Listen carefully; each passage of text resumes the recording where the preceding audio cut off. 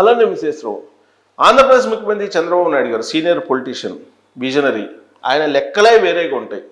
వాటిని అర్థం చేసుకోవటం అనేది చాలా టఫ్. ప్రస్తుతం ఆయన చెప్తున్నటువంటి లెక్క ఏంటంటే, అట్టడుగున 20% మంది ప్రజలు ఉన్నారు, టాప్లో 10% ఉన్నారు. ఈ టాప్లో ఉండేటువంటి 10% అట్టడుగున ఉన్నటువంటి 20% పీపుల్ని పైకి తీసుకురావాలని చెప్తున్నారు.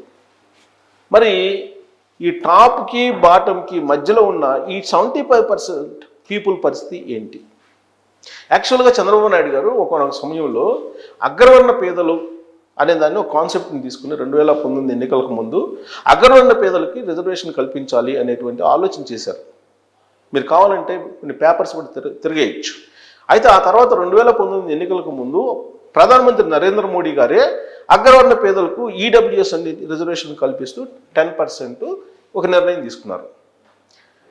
అప్పుడు చంద్రబాబు నాయుడు గారు మధ్య తరగతి అనేది ఒక పెద్ద సెక్టారు, దీన్ని ఆర్థికంగా బలహీనంగా ఉన్నటువంటి సెక్టార్గా గుర్తించి దీనికి రిజర్వేషన్ కల్పించాలని ఆలోచన చేశారు. అంటే ఇది పెద్ద సెక్టార్ అని అక్కడ ఏంటంటే కులాలకు అతీతంగా మధ్యతరగతి అనేటువంటి వర్గాన్ని యూనిట్గా తీసుకొని ఆలోచించారు. మరి ఇప్పుడు ఆయన టాప్లో ఉండే 10% గురించి, 20% బాటంలో ఉండేటువంటి వాళ్ళ గురించి ఆలోచిస్తున్నారు. మరి మధ్యలో ఉండే 75% గురించి ఇప్పుడు ఆయన ఏం చేస్తారు? యాక్చువల్గా P4 అనేటువంటి ఒక ఫార్ములాని తయారు చేశారు. రాబోయేటువంటి రోజుల్లో ఆంధ్రప్రదేశ్లో పేదరికం అనేది ఉండకూడదు, పేదరికాన్ని నిర్మూలన చేయాలి, 0% పావర్టీ అనే దాన్ని సాధించాలనేది ఆయన లక్ష్యం. దానికి P4 అనేటువంటి ఫార్ములాని తయారు చేశారు. అదేంటి P4 అనేది? Public, private, people's participation. ఇది దాని ద్వారా ప్రతి ఒక్కరిని ఇంటికి ఒక పారిశ్రామికవేత్తం తయారు చేయొచ్చు. ఫలితంగా ఆర్థికంగా అందరూ డెవలప్ అవుతారు. 2029 నాటికి 5 లక్షల రూపాయల తలసరి ఆదాయం ఉండేలాగా చూడాలి. 2047 నాటికి 55 లక్షల తలసరి ఆదాయం ఉండేలా చూడాలి. ఇది లెక్కలు చెప్తూ ఉన్నారు. సరే, ఆయన లెక్కలు చెప్తున్నారు. ఆ లెక్కలను మనం అర్థం చేసుకోవడం కూడా కష్టమే. ప్లస్ ఒకవేళ అర్థమైనా కానీ దాన్ని అనలైజ్ చేసుకుని విజువలైజ్ చేసుకోవడం కూడా టఫ్. అలా అని చెప్పేసి ఆయన విజన్ని మనం కాదంటానికి లేదు. దానికి కారణం ఏంటంటే 2020 విజన్ అప్పుడు ఆయన మీద అనేకమైనటువంటి విమర్శలు, ఆరోపణలు వచ్చాయి. ఆ రోజు ఆయన్ని పిచ్చి తొగులకు అన్నటువంటి వాళ్ళు కూడా ఉన్నారు. కానీ ఇవాళ ఆ మాట అన్నటువంటి వాళ్ళు తలదించుకునేటువంటి పరిస్థితి, ఆయన్ని ప్రశంసిస్తున్నటువంటి పరిస్థితిని కూడా మనం చూస్తూ ఉన్నాం. ఈ మధ్య కాలంలోనే మనం చూసాం కదా, తెలంగాణ అసెంబ్లీలోనే ఆయన టూరిజం గురించి అప్పట్లోనే చంద్రబాబు నాయుడు గారు చెప్పారు. టూరిజం అంటే ఏమో అనుకున్నాం, బట్ దాని వాల్యూ ఇప్పుడు తెలుస్తుందని చెప్పి కమ్యూనిస్ట్ పార్టీకి సంబంధించినటువంటి కోనంనేని సాంబశివరావు గారు ఎమ్మెల్యే ఆయన అన్నారు.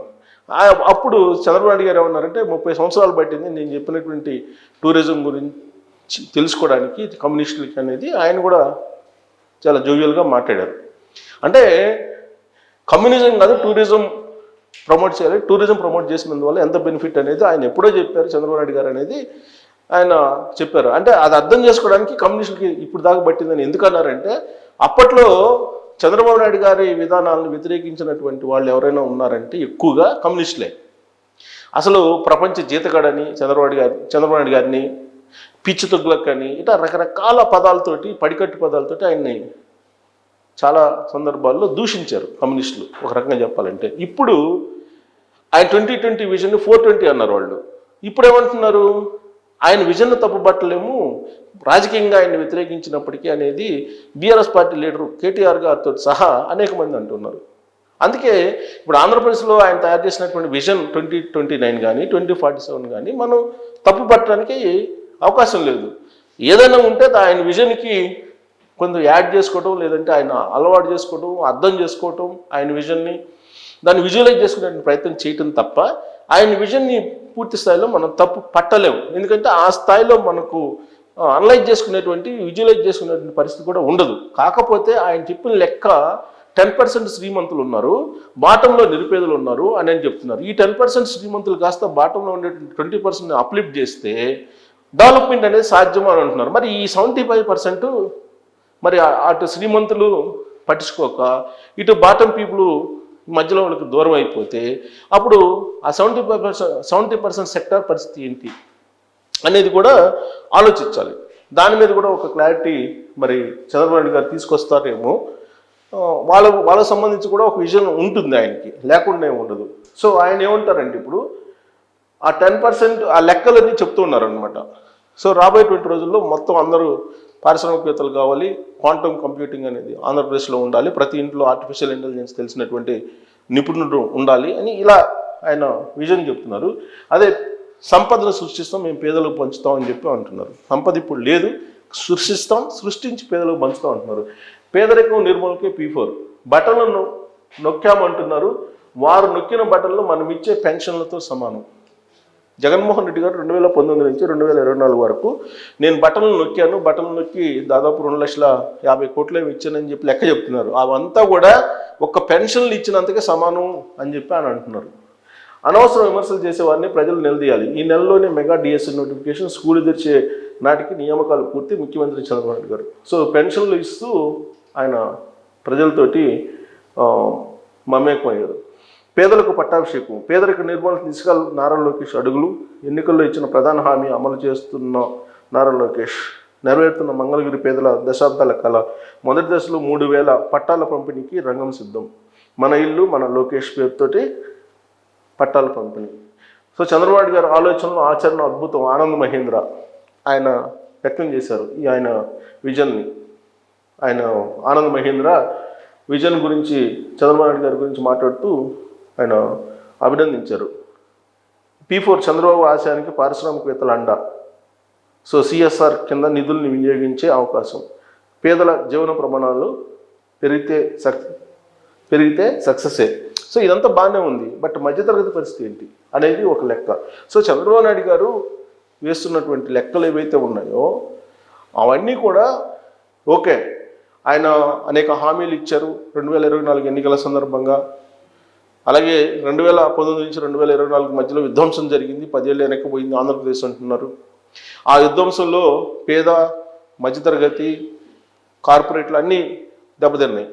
మరి ఈ 75% గురించి ఎందుకని చంద్రబాబు నాయుడు గారు పెద్దగా కాన్సన్ట్రేషన్ చేయట్లేదు? యాక్చువల్గా మధ్యతరగతి అంటే అటు పైకి పోలేని ఇటు కిందకి పోలేనటువంటి పరిస్థితుల్లో డోలాయమానంలో ఉంటారు. వాళ్ళ సంఘర్షణ అనేది బహుశా అటు పై తరగతికి ఇటు కింద తరగతికి ఉండకపోవచ్చు. మరి ఆ మధ్య తరగతికి భరోసా చంద్రబాబు గారు ఏమిస్తారంటే మిగిలినటువంటి పథకాలు ఏవైతే ఉన్నాయో ఆ పథకాల ద్వారా ఆదుకుంటామని చెప్పి చెప్తున్నారు. కానీ బట్ పథకాలన్నీ కూడా ఆ 20% పీపుల్కే ఉన్నాయి పథకాలు కూడా. మరి ఆ 20% వాళ్ళనే దృష్టిలో పెట్టుకుని ఆ 10%ని కూడా కాన్సన్ట్రేషన్ చేయమని చెప్తే మధ్యలో ఉండేటువంటి వాళ్ళని పట్టించుకునేది ఎవరు? వాళ్ళేమో ట్యాక్సులు కడతారు, మధ్యతరగతి కూడా ట్యాక్సులు కడతారు కదా. మధ్యతరగతి అనేది పెద్ద సెక్టర్ కదా. 75% ఉన్నటువంటి ప్రజల్ని అదొక పెద్ద సెక్టర్ మధ్యతరగతి అనేది. మరి దాన్ని అప్లిఫ్ట్ చేయాల్సినటువంటి పరిస్థితి ఉంది కదా. వాళ్ళని కిందకి తీసుకెళ్ళలేం కదా, పైకే తీసుకెళ్ళాలి. ఆ 10% పీపుల్లో వీళ్ళని కూడా కలపాలి కదా. దానికి మరి ఏ ఫార్ములా ఉంది చంద్రబాబు నాయుడు గారికి? అంటే చంద్రబాబు నాయుడు గారి లెక్క ఏంటి అనేది మనం చూడాలి. ఆయన విజన్ 2029, 2047 ఏదైతే ఉందో దాంట్లో మధ్యతరగతికి ఏమైనా ఉన్నాయా అని అంటే దాన్ని అనలైజ్ చేయాల్సి ఉంది. మనం దాన్ని అనలైజ్ చేయకుండా విశ్లేషించలేము. కానీ బట్ ఆయన లెక్కలో మాత్రం కొంచెం మధ్యతరగతిని పక్కకు పెట్టి ఆలోచిస్తున్నట్టు కనిపిస్తూ ఉంది. కానీ చంద్రబాబు గారు అందరికీ న్యాయం చేస్తారని నమ్మకం కూడా ఉంది ఆంధ్రప్రదేశ్ సమాజానికి. మరి ఏ విధంగా న్యాయం చేస్తారు ఆ 70% పీపుల్కి కూడా? 10% అబోవ్, 20% బిలో తీసేస్తే మధ్యలో ఉండేటువంటి సెక్టార్ని ఏం చేస్తారు? ఏం చేసే అవకాశం ఉంది? వాళ్ళని అప్లిఫ్ట్ చేయాలంటే ఏం చేయాలి అనే దాని మీద కామెంట్ చేయొచ్చు మీరు. Thank you.